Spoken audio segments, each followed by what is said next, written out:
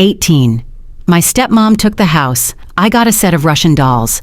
The smallest one held a damning microfilm. The lawyer's office smelled like old leather and disappointment. I sat there, 23 years old, watching my stepmother Victoria dab at her perfectly dry eyes with a handkerchief while the attorney read my father's will. The mahogany table reflected her diamond rings, rings my father had bought her during their whirlwind romance 3 years ago. 3 years. That's all it took for her to convince him to rewrite everything.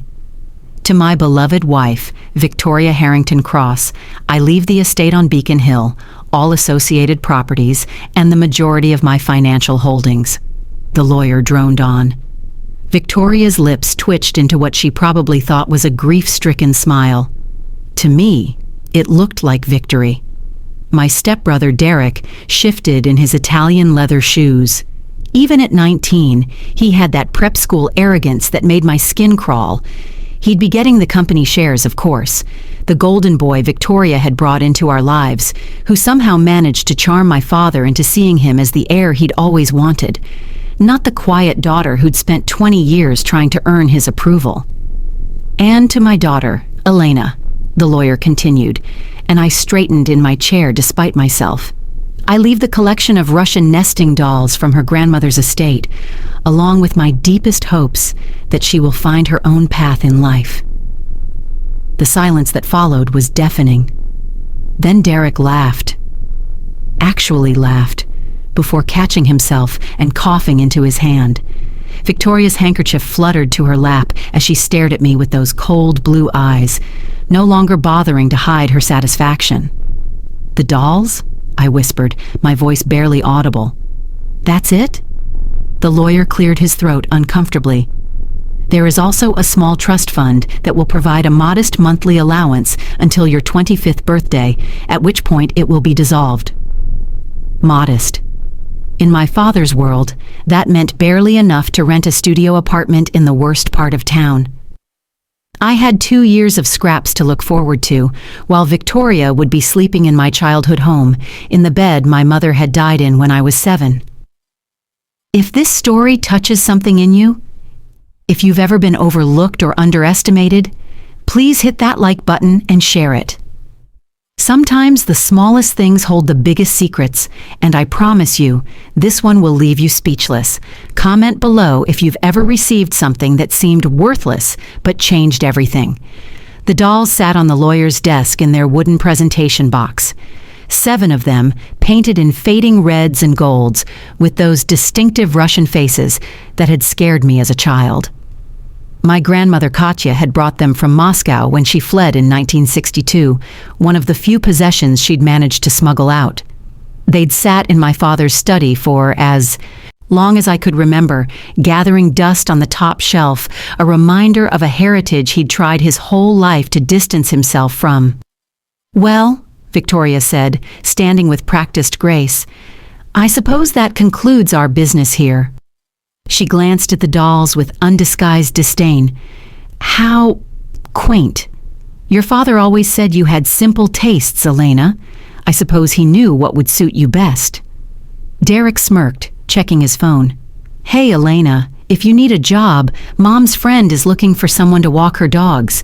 Might be more your speed than trying to play in the big leagues." I wanted to tell them both to go to hell. I wanted to scream that I had an MBA from Harvard, that I'd graduated summa cum laude, that I'd turned down job offers from Goldman Sachs and McKinsey to work at my father's company, the company that Derek would now be running into the ground with his cocaine habit and terrible judgment. But what was the point? They'd won. My father had chosen them over me, even in death. I picked up the wooden box, surprised by its weight. The dolls rattled inside, a hollow sound that matched the feeling in my chest. "Thank you, Mr. Pemberton," I said to the lawyer, who at least had the decency to look uncomfortable with the whole situation.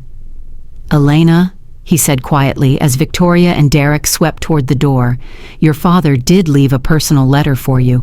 It's in the box with the dolls. Perhaps read it when you're alone." I nodded, not trusting myself to speak. Victoria paused at the door, her Chanel suit catching the light from the window. "Oh, Elena dear, you'll need to have your things out of the house by the end of the week. I'm having the decorators in. That room of yours is going to make a lovely yoga studio." My room, the one with the window seat where my mother used to read to me, the one with the secret compartment in the closet where I'd hidden my journals and my dreams. 23 years of memories, and I had a week to pack them up and disappear. The walk back to my soon-to-be former home was a blur. Boston in October should have been beautiful, all crisp air and falling leaves, but all I could see was gray. Gray sky, gray buildings, gray future stretching out ahead of me. The box of dolls grew heavier with each step, as if they were absorbing my despair. The house on Beacon Hill stood like a monument to everything I'd lost. 4 stories of red brick and white trim, with the iron gate my mother had chosen and the garden she'd planted. Victoria's Bentley was already in the driveway, of course. She and Derek had probably raced here to pop champagne and plan their renovations. I slipped in through the side entrance, the one the staff used. Our housekeeper, Marta, was in the kitchen, her eyes red-rimmed. She'd been with our family for 15 years, had practically raised me after Mom died. "Miss Elena," she said, reaching for me, but I couldn't let her hug me. If I started crying now, I might never stop. "I'm okay, Marta," I lied. "Did you know about the will?" She shook her head, anger flashing in her dark eyes. "That woman, she kept everyone away these last months. Your father, he was so sick, and she wouldn't let anyone see him alone. Not even you." "Especially not me," I corrected. The last time I'd tried to visit my father, 3 weeks before he died, Victoria had met me at the door with tears and accusations. I was upsetting him, she'd said. My presence was making his condition worse. The doctors had advised limited visitors. Derek, of course, had been by his side every day, playing the devoted son while probably eyeing the Rolex collection. I climbed the back stairs to my room, each step an echo of 1,000 childhood memories, racing down for Christmas morning, sneaking up past curfew in high school, carrying my college acceptance letters to show my father, back when I still thought achievement might equal affection. My room was exactly as I'd left it a month ago, before I'd moved to the small apartment downtown to be closer to the hospital during Dad's final weeks. The walls were still covered in my academic awards, the shelves lined with books on business and economics. My Harvard diploma hung above the desk where I'd written my valedictorian speech for high school, the one where I'd thanked my father for always pushing me to be better. He hadn't even smiled when I'd looked at him from the podium. I set the box of dolls on my bed and opened it. They nested inside each other, the largest about 10 inches tall, painted with a scene of a Russian winter. The face was stern but beautiful, with dark eyes that seemed to follow me as I lifted it out. It was heavier than it looked, the wood solid and old. Underneath the dolls was an envelope with my name written in my father's shaky handwriting. His illness had stolen so much from him in the end, his strength, his voice, his ability to write the precise letters that had once commanded boardrooms. I opened it with trembling fingers. "Elena," it read, "I leave you the only thing Victoria could never understand the value of. Your grandmother was cleverer than anyone knew. Sometimes the smallest things hold the biggest truths. Look closer. Dad." That was it. No, I love you. No explanation. No apology for leaving me with nothing while Victoria and Derek inherited an empire built on my mother's family money. Just a cryptic message about dolls and a grandmother I'd barely known. I picked up the first doll and twisted it open. Inside was another, slightly smaller, painted with a scene of a Moscow street. Then another depicting a small cottage. Then another. Each one was beautifully crafted, the paint still vibrant despite their age. But they were just dolls. Pretty, yes. Valuable as antiques, possibly. But not enough to build a life on. The 6th doll was tiny, barely 2 inches tall. Inside it was the 7th and smallest, no bigger than my thumb. This one was different from the others. The paint was simpler, almost crude, and it felt oddly heavy for its size. I twisted it open expecting it to be solid. It wasn't. Inside the smallest doll was a cavity that had been carefully carved out, and inside that cavity was something that made my heart stop. A small metal cylinder, no bigger than a pill, with what looked like film wrapped around it. Microfilm, the kind they used for espionage during the Cold War, the kind my grandmother might have used to smuggle information out of the Soviet Union. My hands shook as I held it up to the light. I couldn't see what was on it without proper equipment, but the implications were staggering. What had my grandmother hidden? What had she risked everything to bring to America? I heard footsteps on the stairs, heavy, deliberate. Derek's voice carried through the door. "Mom wants to know if she's started packing yet. The yoga instructor is coming tomorrow to measure the space." "Give her time," Victoria's voice replied, sickly sweet. "The poor thing just lost her father and discovered she's essentially homeless and penniless. We should be compassionate." They laughed together, the sound like nails on glass. I looked at the microfilm in my hand. My father's words echoed. Sometimes, the smallest things hold the biggest truths. He'd known. Somehow, he'd known what was in these dolls, and he'd made sure Victoria wouldn't get them. But why hadn't he just told me? Why the mystery? Unless he couldn't. Unless Victoria had been watching him so closely, controlling his every interaction, that the only way he could communicate was through the will itself, the one document she couldn't completely control, though she'd clearly influenced it heavily. I carefully placed the microfilm back in the smallest doll and reassembled the entire set. Whatever was on that film, I needed to be smart about it. Victoria and Derek thought they'd won everything, but my father had left me something they didn't even know existed, something potentially dangerous enough that my grandmother had hidden it for over 60 years.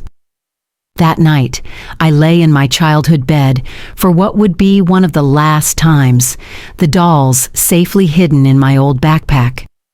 The house was quiet, except for the sound of Victoria's television floating down from the master bedroom. My parents' bedroom. She was watching some reality show about rich housewives, their shrill voices discussing yacht parties and charity galas. The same world she'd clawed her way into by marrying my father. I thought about my mother, about the stories Marta had told me when I was young. How she'd met my father at a library of all places. How she'd been studying for her doctorate in Russian literature when this handsome businessman had asked to share her table. How she'd made him work for months before agreeing to a date, wanting to be sure he saw her as more than just a pretty face. She would have hated Victoria, would have seen right through the designer clothes and the practiced tears to the calculating gold digger beneath. But she died when I was 7, leaving my father vulnerable to the first woman who knew how to play him. The next morning, I woke to the sound of drilling. Victoria hadn't even waited for me to leave before starting her renovations. I found her in the kitchen, directing a team of contractors like a general commanding troops. "Oh, Elena, you're up," she said, barely glancing at me. "I've had Marta pack some boxes for you, just the essentials, of course. Most of that old furniture will have to go. It's so outdated." My mother's furniture, the writing desk where she'd worked on her dissertation, the rocking chair where she'd nursed me, the bookshelf my father had built for her as a wedding gift, back when he still knew how to show love through actions rather than money. "I'll need more than a day to pack everything," I said, trying to keep my voice steady. Victoria waved a manicured hand dismissively. "Oh, don't be dramatic. It's just things, Elena. And frankly, where would you even put it all? That trust fund won't exactly cover a large apartment." Derek appeared in the doorway, wearing workout clothes that probably cost more than my monthly allowance would be. "The contractor needs to get into your room to check the electrical," he said, not even addressing me directly.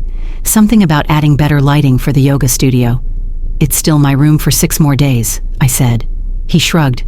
"Not really, though, is it? I mean, legally, it's Mom's room now. She's just being nice letting you stay this long." Nice. As if throwing me out of my childhood home was an act of kindness. I spent the day packing what I could, focusing on the things that mattered most. photo albums, my mother's jewelry, the few pieces my father hadn't given to Victoria, my grandmother's samovar, which Victoria had always thought was ugly, and of course the dolls, carefully wrapped in tissue paper and buried deep in a box marked college textbooks. Victoria wouldn't bother with those. As I packed, I couldn't stop thinking about the microfilm. What secrets had my grandmother carried across the ocean? What had been so important that she'd risked everything to preserve it? The local library had equipment that could read microfilm. I'd used it for research projects in college. But I'd have to be careful.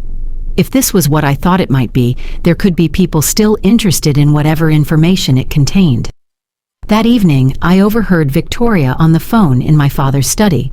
The door was slightly open, and her voice carried into the hallway where I was carrying boxes.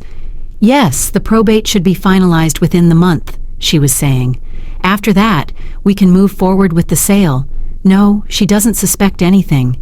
The stupid girl actually thought Charles would leave her something substantial, as if he hadn't. Seen what a disappointment she was." "Yes, the company too. Derek's already in talks with the buyers. We should be able to liquidate everything within 6 months." My blood ran cold. They were going to sell everything. Not just the house, but my father's company. The business my grandfather had started, that my mother's money had saved during the recession.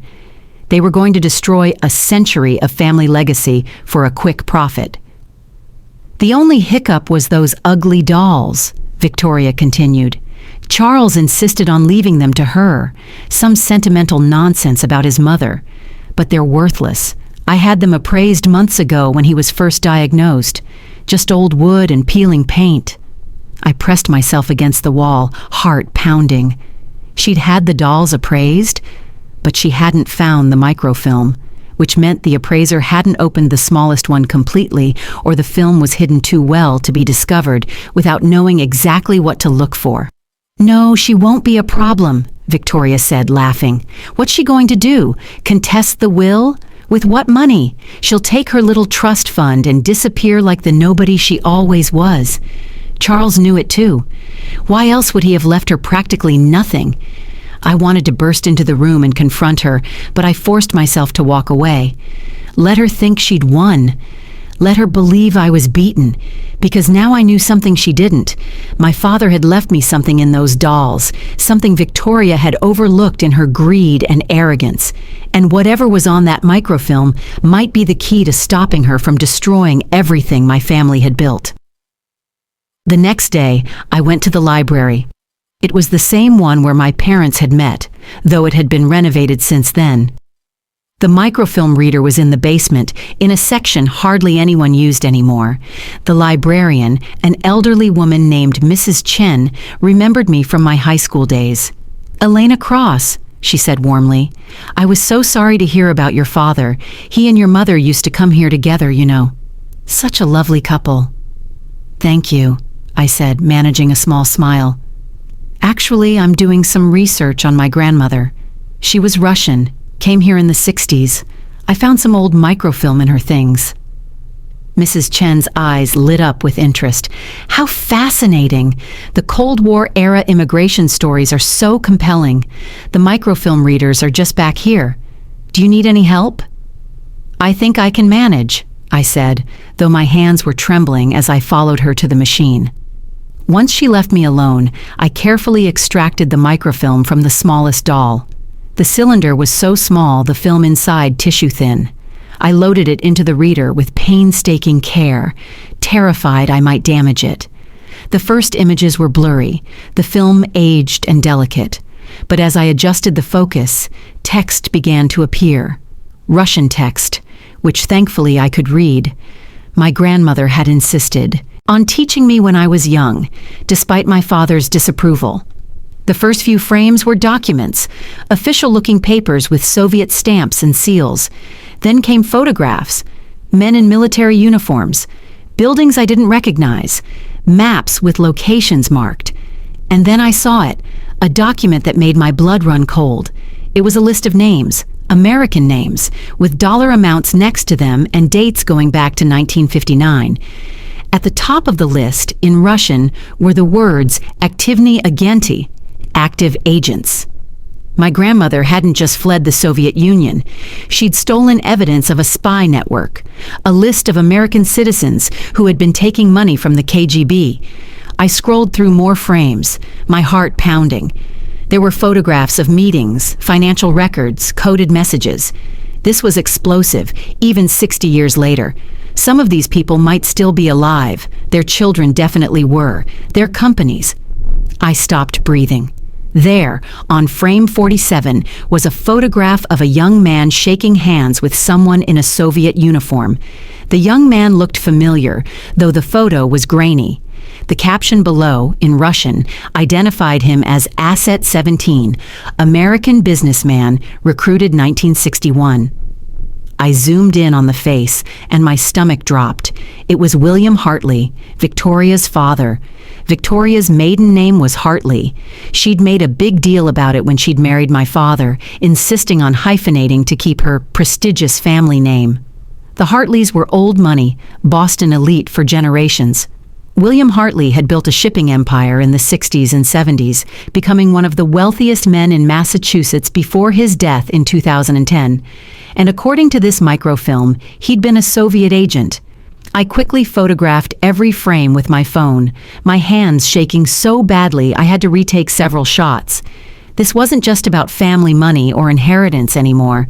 This was about treason, about a secret that Victoria's family had presumably kept hidden for decades. But there was more. As I continued through the frames, I found financial records showing payments from William Hartley to various accounts. One name kept appearing, Charles Cross, my father. No, that couldn't be right. I read more carefully, translating the Russian annotations. The payments weren't to my father. They were to his father, my grandfather, but not as an agent. The notes indicated he was being blackmailed. William Hartley had been using his Soviet connections to get compromising information on American businessmen, then extorting them for money. My grandfather had been one of his victims. The final frames showed a letter, written in English. It was from my grandmother to someone at the FBI, dated 1963. She was offering to provide evidence of Soviet spy operations in exchange for protection and citizenship. At the bottom, she'd written, William Hartley is the key. He has records of everything. Find his files and you'll uncover the entire network. But something had gone wrong. My grandmother had gotten her citizenship, but as far as I knew, William Hartley had never been investigated. He'd gone on to become one of Boston's most respected businessmen, his daughter Victoria inheriting not just his wealth, but his talent for manipulation. I sat back in the hard library chair, my mind racing. My grandmother had risked everything to bring this evidence to America, but somehow it had never seen the light of day. She'd hidden it in the dolls, perhaps planning to use it someday, but she died when I was 15, without ever revealing the secret. And my father had known. That's why he'd left me the dolls, despite Victoria's control over everything else. He'd known what they contained. He'd known who Victoria really was, the daughter of a traitor and blackmailer. But why hadn't he used this information to protect himself? To protect me? Unless Victoria had something on him, too. Some secret or threat that had kept him silent, even as she took over his life. I carefully removed the microfilm from the reader and placed it back in the smallest doll. This was bigger than just my inheritance.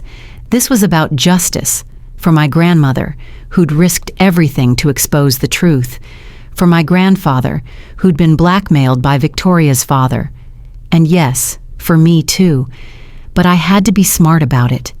Victoria had money, connections, and lawyers. I had a roll of 60-year-old microfilm and a trust fund that would barely cover rent.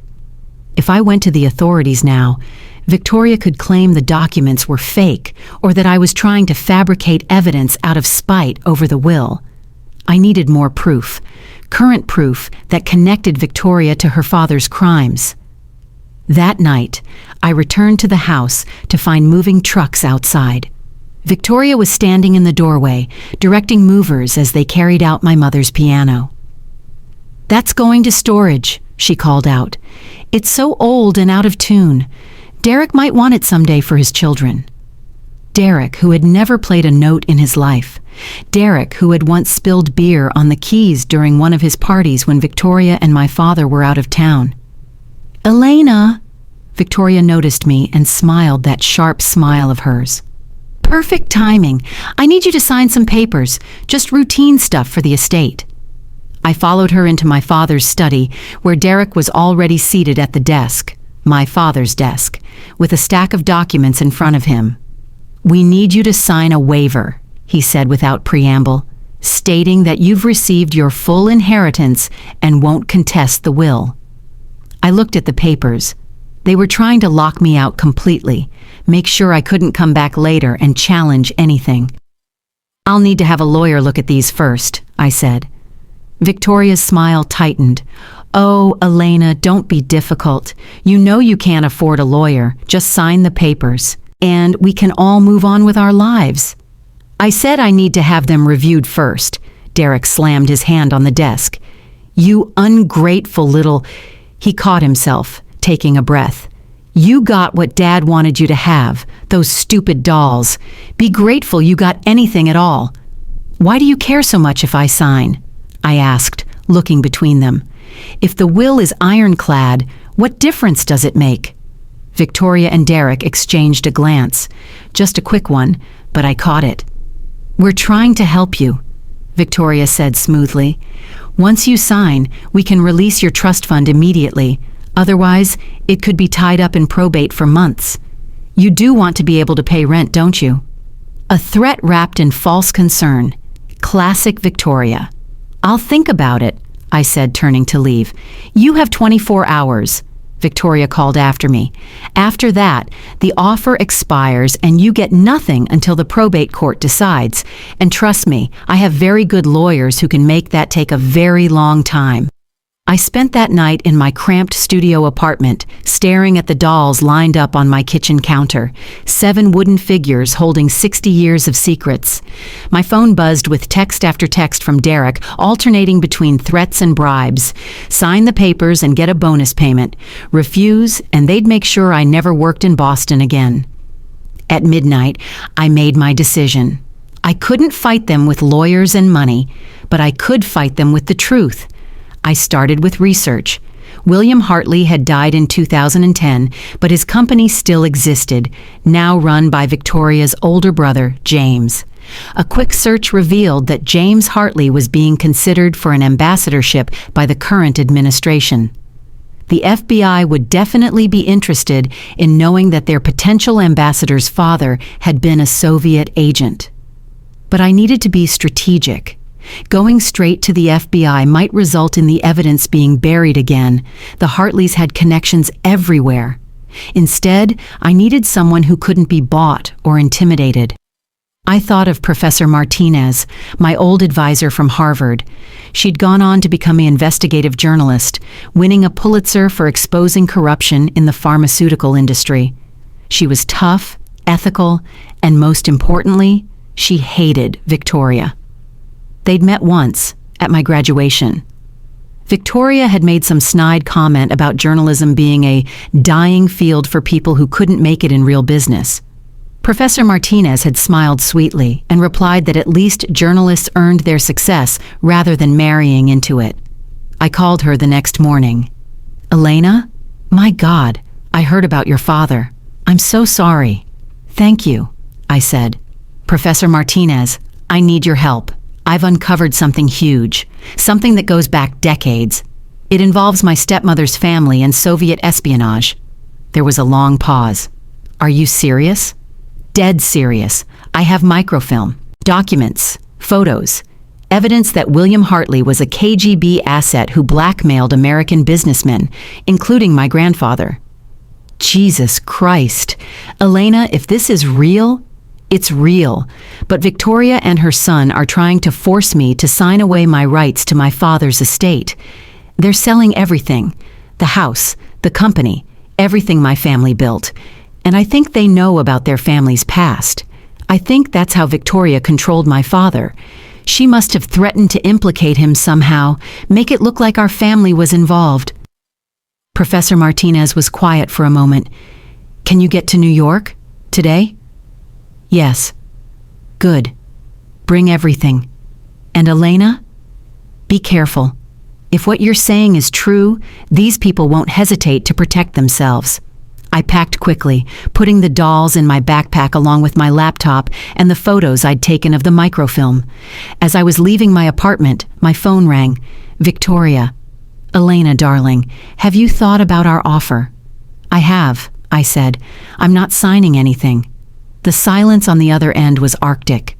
That's a mistake, Elena. You have no idea who you're dealing with. Actually, Victoria, I do. I know exactly who I'm dealing with.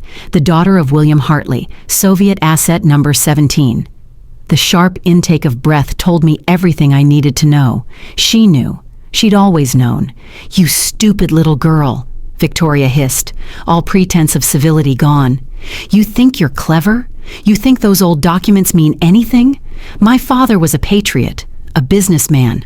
Whatever fantasies your communist grandmother cooked up, they're not fantasies, I interrupted. They're evidence. And I'm sure the FBI will be very interested in seeing them, especially with your brother about to become an ambassador. You wouldn't dare. Watch me. I hung up and immediately called an Uber to the train station. My phone started ringing again. Derek this time, but I ignored it. They'd shown their hand. Now it was time to play mine. The train ride to New York felt like the longest 4 hours of my life. I kept checking over my shoulder, paranoid that Victoria might have sent someone after me. But no one followed me. Maybe she thought I was bluffing. Or maybe she was too busy trying to do damage control. Professor Martinez met me at Penn Station, looking exactly as I remembered her. Sharp suit, silver hair pulled back in an elegant bun, eyes that missed nothing.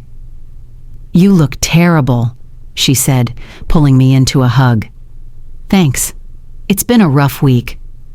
She took me to her office at the New York Times, where she'd moved after leaving Harvard.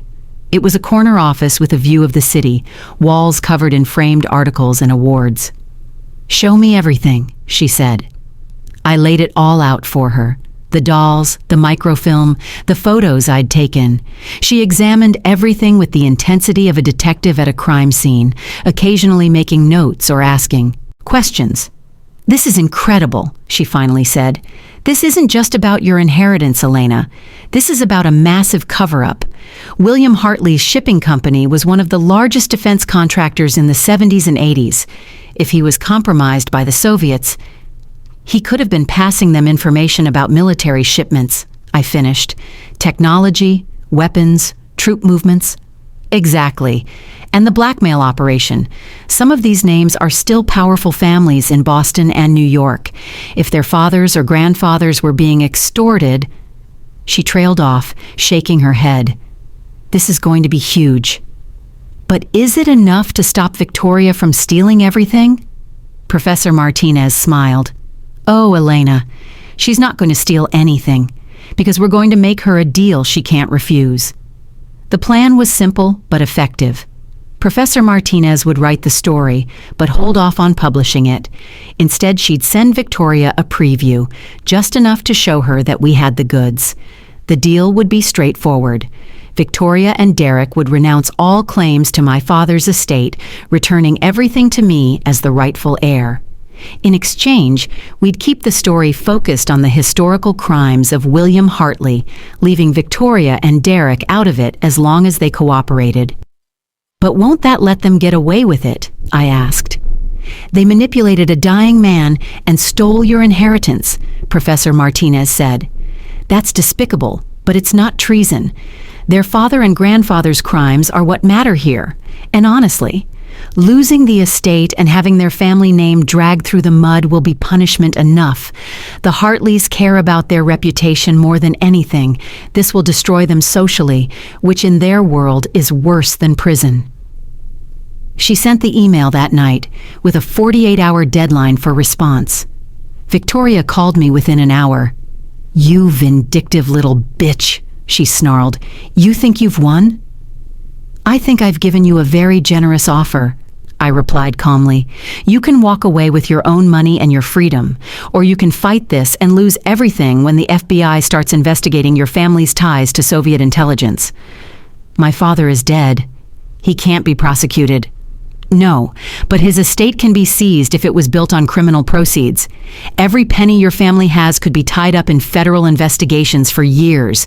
Your brother's political career will be over. Derek will be unemployable. You'll be toxic to everyone in your social circle. Is my father's money really worth all that? She was quiet for a long moment. I want guarantees, written agreements that you won't pursue any claims against me or Derek personally. Done. As long as you return everything that rightfully belongs to me. You'll have our response tomorrow, she said, and hung up. I stayed in New York that night, sleeping on Professor Martinez's couch. I couldn't risk going back to Boston until this was settled. The next morning, Derek texted me. Mom says we need to meet. Neutral location. Bring your journalist. We met at a law firm in Manhattan, one that specialized in estate law. Victoria and Derek were already there when we arrived, along with 3 lawyers. Victoria looked older somehow, the careful makeup unable to hide the stress lines around her eyes. Derek just looked angry. Let's make this quick, Victoria said. We'll agree to return the estate, but we want several conditions. The negotiation took 6 hours. They fought over every detail, trying to salvage something from the wreckage. In the end, the agreement was this. Victoria and Derek would renounce all claims to my father's estate, returning the house, the company, and all financial assets to me. They would also pay back any money they'd already spent from the estate accounts. In return, Professor Martinez would focus her story solely on the historical crimes, making it clear that Victoria and Derek had no knowledge of their grandfather's activities. We would also agree not to pursue any civil claims against them for manipulation or undue influence regarding the will. You realize, Victoria said as she signed the papers, that your father did love me. Whatever you think, he chose to marry me. He chose to change his will. He was sick and vulnerable, and you took advantage of that, I replied. But you're right about one thing. He did choose you, and that's something I'll have to live with. Derek threw his pen down after signing. This is bullshit. We didn't do anything wrong. You tried to steal my inheritance, I said. You laughed at me getting nothing. You were going to sell off my family's company for parts. So no, Derek, you don't get to play the victim here. Professor Martinez's article came out 3 days later.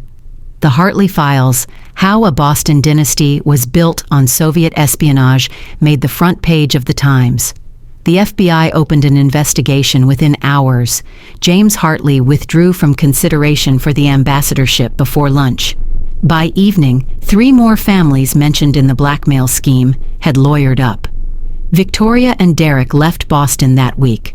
Last I heard, Victoria was living in Palm Beach under her maiden name, trying to distance herself from the scandal. Derek moved to Los Angeles, where he's supposedly trying to become a film producer. The Hartley name, once synonymous with Boston high society, became radioactive overnight. I moved back into the house on Beacon Hill. It felt strange at first, walking through rooms that held so many complicated memories. I kept expecting to see my father in his study or to hear Victoria's heels clicking on the marble floor, but slowly I began to reclaim it. I had Marta rehired, along with the rest of the staff Victoria had dismissed. I put my mother's furniture back where it belonged. I hung her photos on the walls again. And the company was in worse shape than I'd expected. Derek had already started the process of selling off divisions, and several key employees had quit. But I had something Victoria never counted on. I actually knew how to run a business. All those years of being dismissed as the quiet one had been spent watching, learning, preparing. Within 6 months, I'd not only stabilized the company, but started expanding it. But the most meaningful moment came when I was going through my father's real papers, the ones Victoria had hidden in a safety deposit box, thinking they were valuable. Among them, I found a letter addressed to me, dated just a week before he died. His handwriting was shaky, but the words were clear. My dearest Elena, if you're reading this, Then you found the doll's secret. I'm sorry I couldn't protect you better. I'm sorry I let Victoria convince me that you didn't need the company, that you'd be happier with a simpler life. She had evidence, fabricated but convincing, that our family had collaborated with her father's crimes. She threatened to destroy not just me, but you, your reputation, your future. I thought by giving you nothing in the official will, I was protecting you from her. But I knew you were stronger than that, smarter than that. Your grandmother saw it too, which is why she taught you Russian, why she told you those stories about courage and resistance. She was preparing you for this moment, even if she didn't know exactly what form it would take. The dolls were always meant for you. Your grandmother told me before she died that they contained the truth that would set us free. I never opened them. I was too afraid of what I might find. But you, my brave girl, you would never let fear stop you. I know I wasn't the father you deserved. I was cold, distant, too focused on business to see the remarkable woman you were becoming. Your mother would be so proud of you.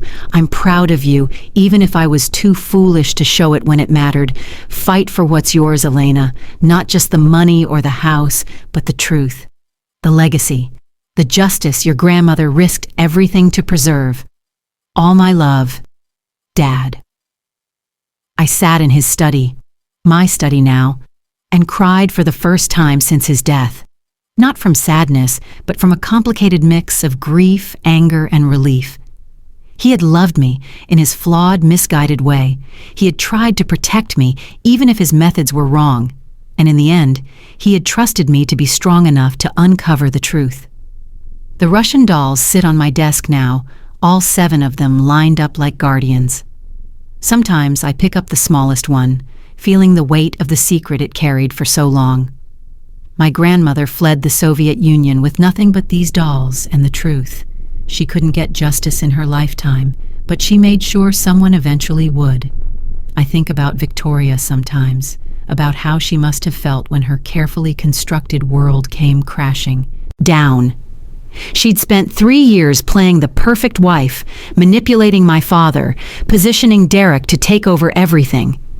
She'd thought she was so clever, getting him to leave me only the worthless dolls. But her greed and arrogance blinded her to what really mattered. She saw the surface, old wood and peeling paint, and missed the truth hidden beneath. The trust fund she'd mocked would have given me about $2,000 a month for 2 years. The estate I inherited was worth over $50 million. The company, once I rebuilt it, was worth even more. But the real value wasn't in the money. It was in the vindication, in proving that the quiet one, the disappointment, the girl who was supposed to disappear, was actually the strongest one in the room. Derek sent me a message last month, a short email. "I hope you're happy now." I didn't respond. What was there to say? That I was happy? I wasn't, not exactly. Happiness felt too simple for what I was experiencing. I was satisfied. I was vindicated. I was free. But happy, that would take time. I've started therapy to deal with everything. The grief over my father, the anger at being dismissed and undervalued for so long, the complicated feelings about justice and revenge. My therapist says I have every right to feel proud of what I accomplished, but also that it's okay to mourn the father I wished I'd had, the family that could have been if not for secrets and lies and greed. The house feels different now. Lighter somehow, as if the truth being revealed had exorcised some long-lingering ghost.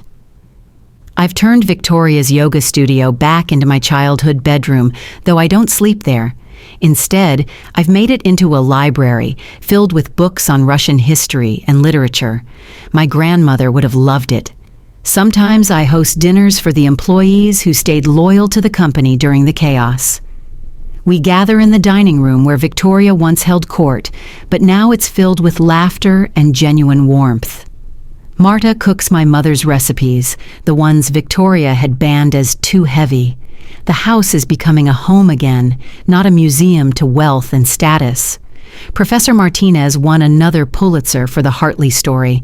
She's writing a book about it now, about the long shadows cast by Cold War espionage and how secrets can poison families for generations. She interviewed me for it last week, and I told her something I hadn't really articulated before. The smallest doll held the biggest truth, I said. But it wasn't just about the microfilm. It was about understanding that sometimes the things that seem insignificant, the things people overlook or dismiss, are actually the most powerful. Victoria looked at me and saw someone insignificant. She looked at those dolls and saw worthless antiques. But my grandmother knew better. My father, despite his flaws, knew better. And deep down, I knew better too.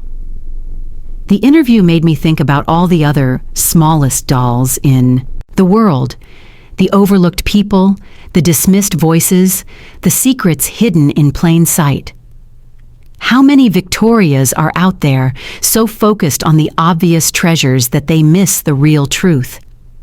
How many Elenas are there, underestimated and undervalued, carrying strength that nobody recognizes until it's too late? I've started a foundation with part of the money, focused on helping young women who've been pushed out of their families or denied their rightful inheritance. It's called the Katya Foundation, after my grandmother. We provide legal assistance, temporary housing, and educational support. Victoria would hate knowing that her attempted theft is now funding justice for other women in similar situations. Last week, I got a call from someone at the FBI. They'd finished their investigation into the Hartley Empire and found even more than what was on the microfilm. William Hartley hadn't just been a Soviet asset. He'd been running his own network, recruiting other businessmen, even some politicians. The ramifications were still being uncovered, but several prominent families were under investigation. "Your grandmother was incredibly brave," the agent told me. "This information should have come out 60 years ago. If it had, it might have changed the course of the Cold War."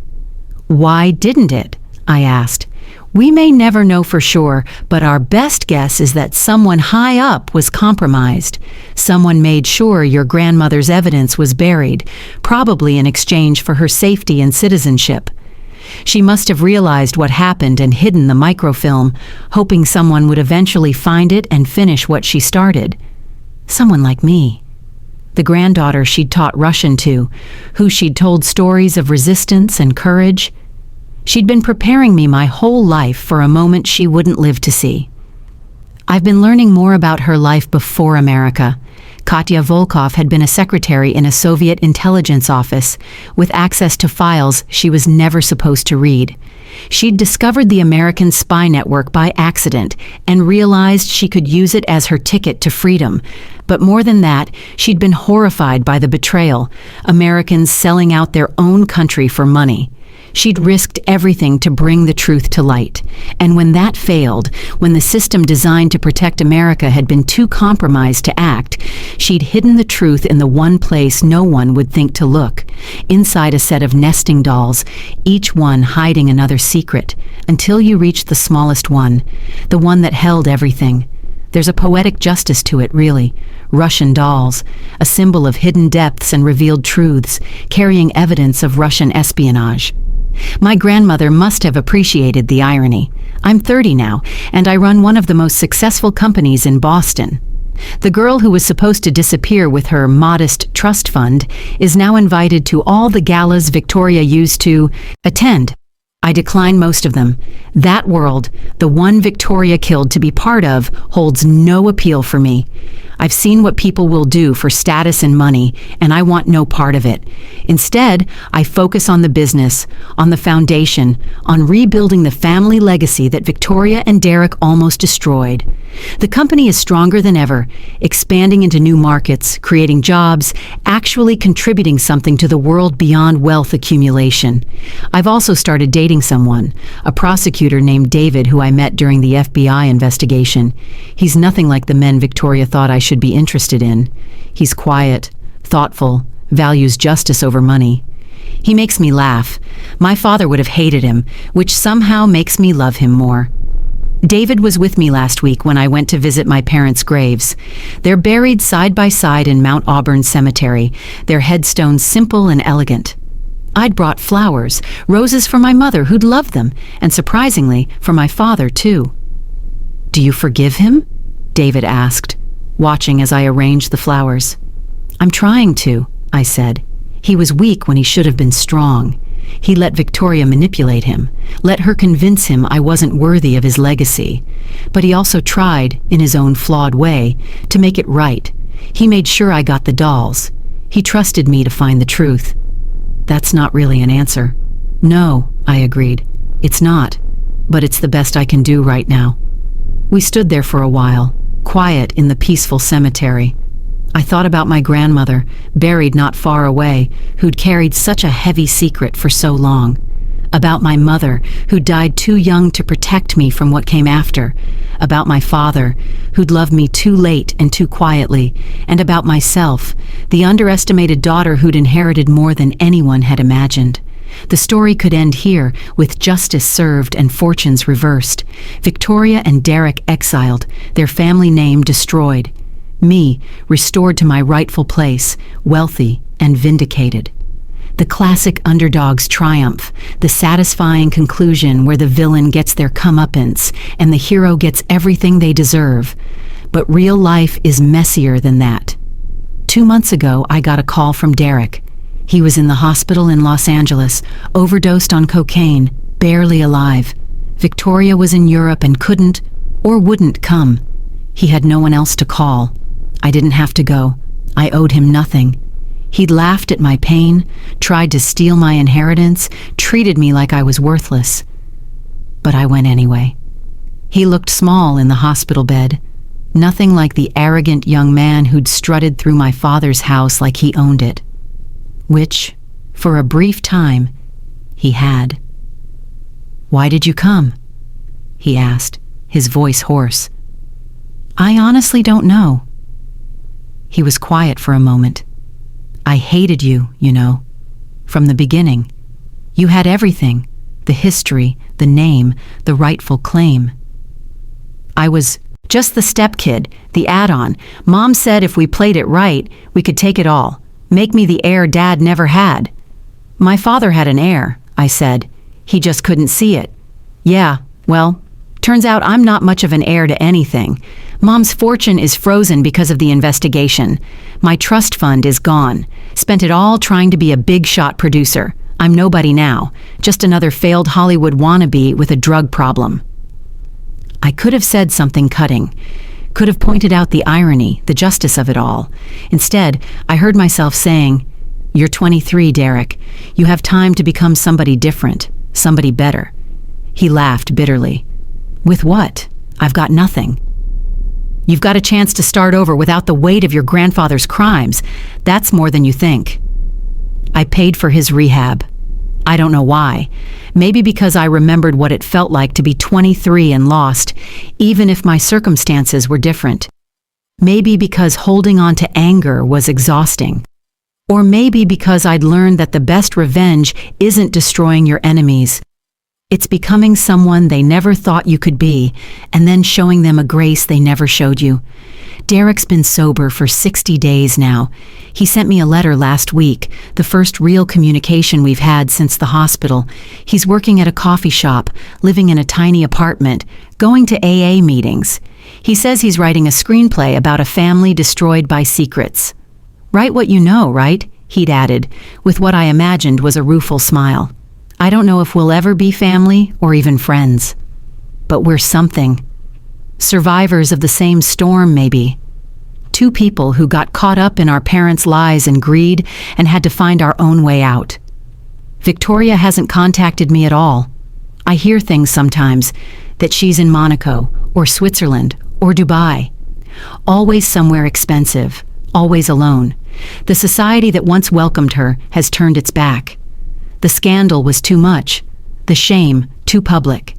She got to keep her personal fortune, the money her father had left her, but she lost everything else, her reputation, her position, her carefully constructed life. I wonder sometimes if she thinks about the dolls, if she realizes how close she came to having everything, only to lose it because she couldn't see past her own assumptions. She'd held them in her hands when she had them appraised, never knowing she was holding the very thing that would destroy her. The smallest doll sits on my desk as I write this, its painted face serene and knowing. Such a tiny thing to have held such enormous truth. But isn't that always the way? The biggest revelations come in the smallest packages. A few frames of microfilm, a father's hidden letter, a grandmother's courage preserved in wood and paint. I think about everyone who underestimated me. Victoria, who saw a weak girl she could push aside. Derek, who laughed at my inheritance of worthless dolls. Even my father, who loved me but didn't believe I was strong enough to handle the truth. They all looked at me and saw someone small, quiet, insignificant. But small things can hold big truths. Quiet voices can speak the loudest when it matters. And sometimes, the person everyone dismisses is the one who ends up holding all the power. My grandmother knew that. She was just a secretary, a nobody in the Soviet system, but she'd brought down an empire of lies that had lasted 60 years. She'd given me the tools, the language, the dolls, the truth, and trusted that someday I'd be ready to use them. The company is thriving now. We've expanded internationally, ironically including into Russia, where we're working on preserving historical documents and supporting journalists who expose corruption. It feels like completing a circle my grandmother started when she fled with her stolen secrets. The Katya Foundation has helped over 100 women in its first year. Women who were cheated out of inheritances, pushed out of family businesses, dismissed and diminished by those who were supposed to love them. Every time we win a case, every time we help someone reclaim what's rightfully theirs, I think of my grandmother and her dolls, hiding the truth until someone was brave enough to look for it. Last month, we had our first major legal victory. A young woman in Texas whose stepmother had manipulated her dying father into leaving everything to her biological children. The case was almost identical to mine, except she didn't have magical dolls with microfilm. She just had determination and now good lawyers. The stepmother's lawyers tried to paint our client as greedy and ungrateful, but we had learned from my experience. We focused on the pattern of isolation, the medical records showing cognitive decline, the suspicious timing of the will changes. We won. The young woman got her father's ranch, his business, everything that should have been hers. She cried in my office afterward, not from joy, but from the same complicated grief I'd felt. Vindication mixed with loss, justice mixed with the pain of betrayal. "How do you move forward?" she asked me. "How do you live in a house where so much happened? How do you run a business that represents so much pain?" "You transform it," I told her. "You take something that was built on lies and greed, and you turn it into something honest and meaningful. You honor the people who were hurt by making sure it doesn't happen to anyone else. And slowly, day by day, you create new memories that are stronger than the old ones." That's what I've been doing, creating new memories. The house on Beacon Hill hosts fundraisers for the foundation now. The boardroom where my father once made deals that enriched the already wealthy is where we plan strategies to help the disenfranchised. The study where Victoria plotted to steal everything is where I write checks to women's shelters and legal aid societies. It's not about erasing the past. The ghosts are still there. I can still hear Derek's laughter when the will was read, still see Victoria's satisfied smile, still feel the weight of my father's disappointment. But those ghosts don't control the narrative anymore. I do. The microfilm has been donated to the Smithsonian, part of their Cold War collection. They wanted the dolls too, but I couldn't part with them. They're my reminder that sometimes the most precious things come disguised as the most ordinary, that you have to look deeper, past the obvious, to find the truth. Professor Martinez's book comes out next month. She sent me an advance copy, and the dedication made me cry. To Elena Cross, who proved that the meek don't inherit the earth, the brave do. And to Katya Volkov, whose courage echoes across generations. The book tells the whole story, from my grandmother's escape to the day I confronted Victoria with the truth. But it's about more than just our family drama. It's about how power protects itself, how wealth corrupts, how secrets can poison generations. And it's about how sometimes one person with the truth can bring down an empire of lies. Victoria's brother James was indicted last week. The FBI investigation had uncovered more recent crimes: tax evasion, money laundering, bribes to foreign officials. The Hartley empire, built on treason and blackmail, is finally crumbling completely. I take no pleasure in it, despite everything. It's just sad, all that wealth and privilege wasted on greed and corruption. David asked me last night if I ever regret how things turned out. We were having dinner in the dining room, where Victoria once presided over her cruel little kingdom, but now it was just us, take-out Chinese food, and comfortable silence.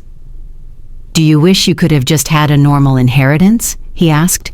"No drama, no investigation, no international scandal, just a simple transfer of wealth from father to daughter?" I thought about it for a long time. "No," I finally said, "because then I would never have known the truth.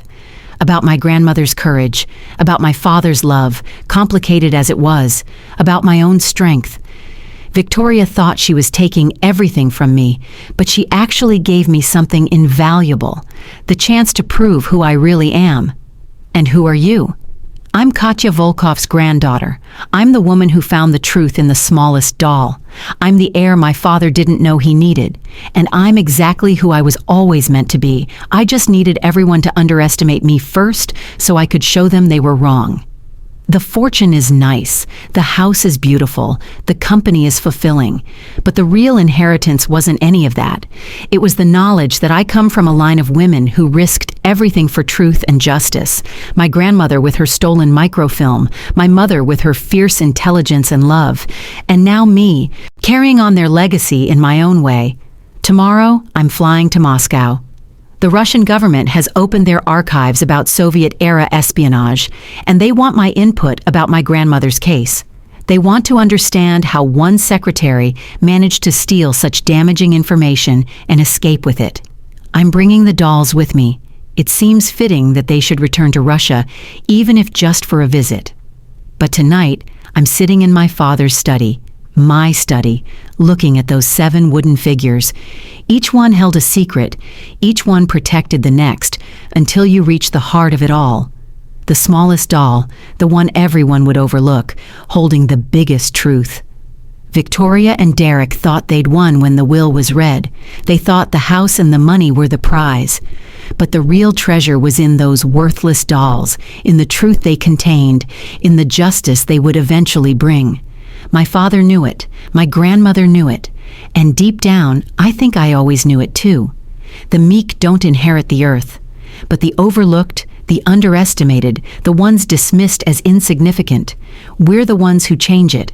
We're the smallest dolls, holding the biggest truths, waiting for our moment to reveal what's been hidden all along. And when that moment comes, when the truth finally emerges, the world shifts, empires fall, justice prevails. And the quiet girl in the corner, the one nobody thought mattered, stands in the ruins of other people's greed and builds something better. That's my inheritance, not just the money or the house or the company, but the knowledge that sometimes the smallest among us are the most powerful. We just have to be patient, be smart, and wait for the right moment to show the world what we've been hiding all along. The dolls are back in their box now, nested inside each other, secrets within secrets. But I know what they contain. I know the power of small things, hidden truths, and patient courage. And I know that my grandmother, wherever she is proud that her granddaughter finally found what she'd hidden, finally told the truth she'd risked everything to preserve. Thank you for listening to my story. If this story moved you, and if you believe that everyone deserves to have their true worth seen, please like this video and share. Word it with someone who needs to hear this message. Comment below. And tell me, What was the moment in the story that resonated with you the most? And if you want more powerful stories about finding your strength and overcoming the odds, make sure to subscribe to the channel and turn on notifications. You won't want to miss what's next. End.